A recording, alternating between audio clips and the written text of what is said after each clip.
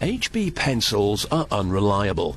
The lead is always blunt or breaking just when you need to write a shopping list or an entry in the diary. But the solution is the pencil sharpener. To make one, you'll need a long bar of pre-formed magnesium.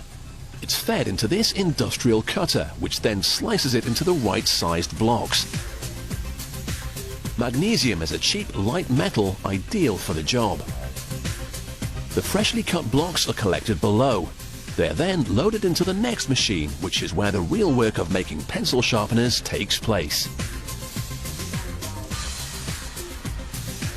Anyone who was ever bored in maths or history will certainly recognize the shape that's beginning to emerge.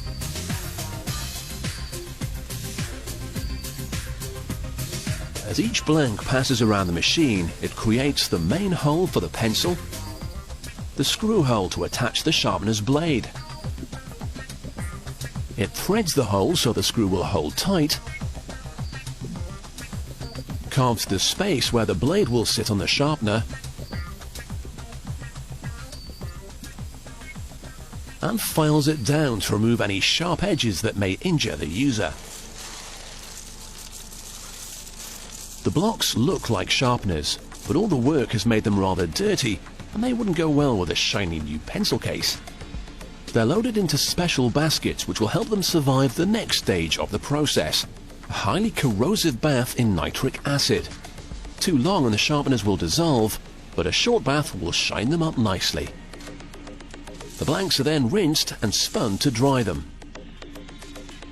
At this point you could put your pencil in, but it would come out just as blunt as it was before. The next stage is the blade. This gets cut from a long roll of sheet steel. An industrial press stamps out blades by the thousand, ready to be attached to the sharpener bodies. However, in order to punch them out, the press uses oil to lubricate the process. So now the fresh blades are all stuck together. They'll need a good bath to rinse away the excess oil.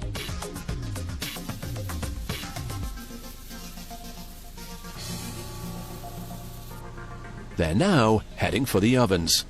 Here they will be superheated to 850 degrees Celsius for 3 minutes. When they emerge, they're cooled with another oil bath, and the rapid cooling is what hardens the metal. But yet again the blades are coated with oil, so another bath is necessary. However, this time they're not washed. Instead, the blades are immersed in sand, which absorbs the oil.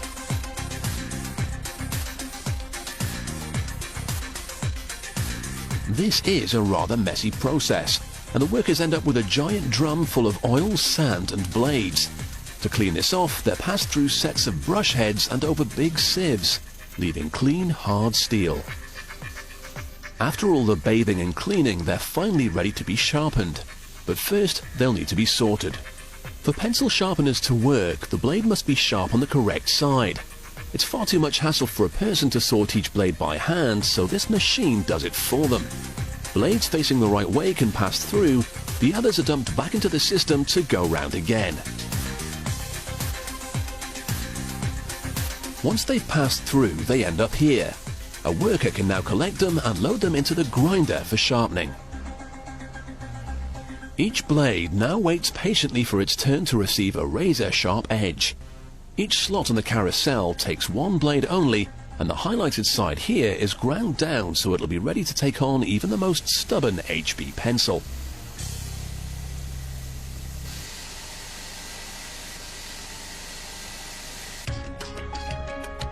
All that remains is for the sharpener bodies to be joined with the blades, and the job is done.